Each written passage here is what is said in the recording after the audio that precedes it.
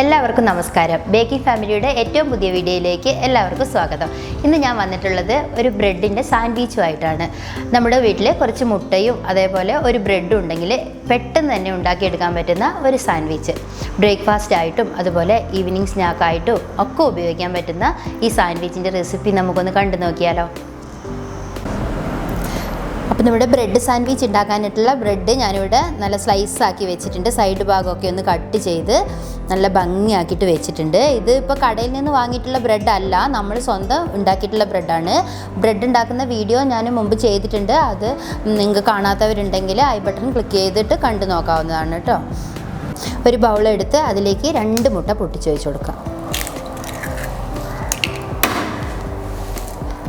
തോലൊന്നും വീഴാതെ അങ്ങ് പൊട്ടിച്ച് വെച്ച് കൊടുക്കാം.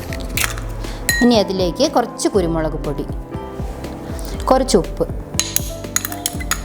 രണ്ടും കൂടി ഇട്ട് ഒന്ന് മിക്സാക്കി എടുക്കാം. ഈ സ്റ്റൗ കത്തിച്ച് കൊടുത്തിട്ട് ഇതുപോലെ ഒരു പാൻ അങ്ങ് അടുപ്പിൽ വെക്കുക.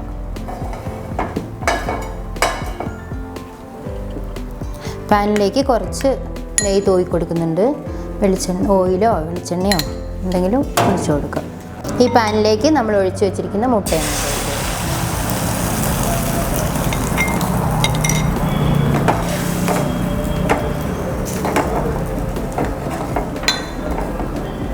മുട്ട ഇവിടെ ഇതുപോലെ ഒന്ന് പൊരിച്ചെടുത്തിട്ടുണ്ട്. ഇനി നമുക്ക് ഈ പാൻ അങ്ങ് ഇറക്കി വെക്കാം. ഇനി ഇതേപോലെ കുറച്ച് വലിയൊരു പാത്രം എടുക്കുക. നമ്മുടെ ബ്രെഡ് ഒന്ന് ഇതിൽ മുക്കിയെടുക്കാൻ വേണ്ടിയിട്ടാണ്. അതിലേക്ക് 2 മുട്ട പൊട്ടിച്ചൊഴിച്ച് കൊടുക്കുക.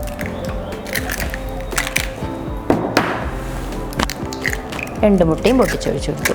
ഇതിലും നേരത്തെ പോലെ തന്നെ കുറച്ച് കുരുമുളക് പൊടി, കുറച്ച് ഉപ്പ് കൂടി പോവരുത്, കുറച്ച് ഉപ്പ് ചേർത്ത് കൊടുക്കാം.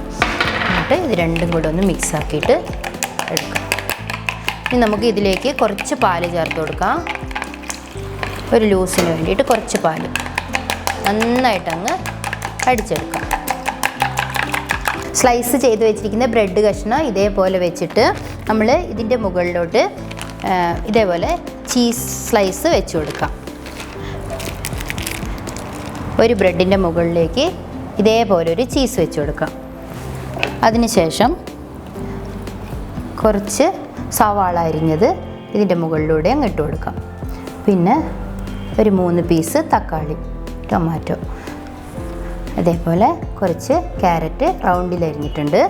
നിങ്ങൾക്ക് ഏത് സൈസിൽ വേണമെങ്കിലും അരിയാം. ഞാനിപ്പോൾ ഇതേപോലെ അരിഞ്ഞു എന്നേ ഉള്ളൂ. ഇങ്ങനെ വെച്ച് കൊടുക്കാം.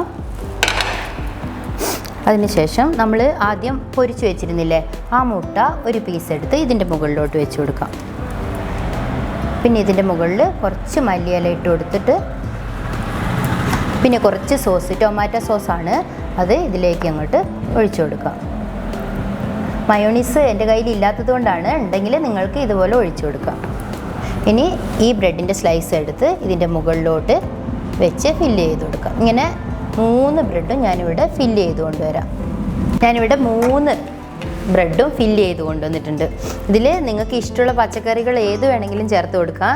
നമ്മുടെ അടുക്കളയിലുള്ള ഏത് വെജിറ്റബിളും ചേർത്ത് നമുക്ക് ഇതുപോലെ തന്നെ ഫില്ല് ചെയ്ത് കൊണ്ടുവരാം. ഞാനിവിടെ ഒരു ദോശക്കല്ല് ചൂടാക്കാൻ വെച്ചിട്ടുണ്ട്. ഇതുപോലെ ഏതെങ്കിലും ഒരു പാന് വെച്ചിട്ട് അതിലേക്ക് കുറച്ച് നെയ്യ് ഒഴിച്ചു കൊടുക്കാം.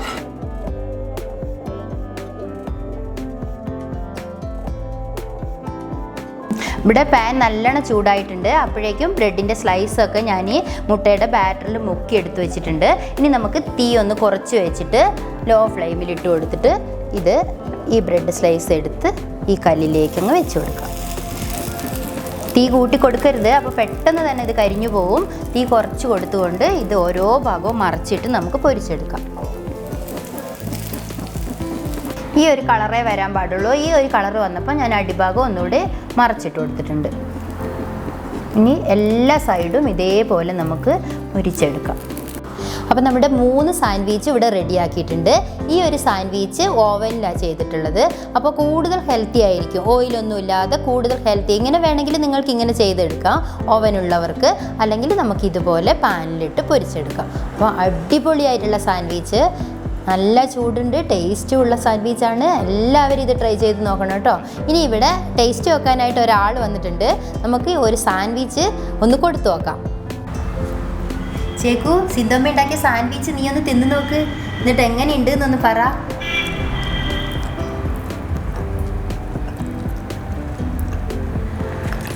ചീസിനൊക്കെ ടേസ്റ്റ് വന്നിട്ട് എമ്മ രസ സൂപ്പർ.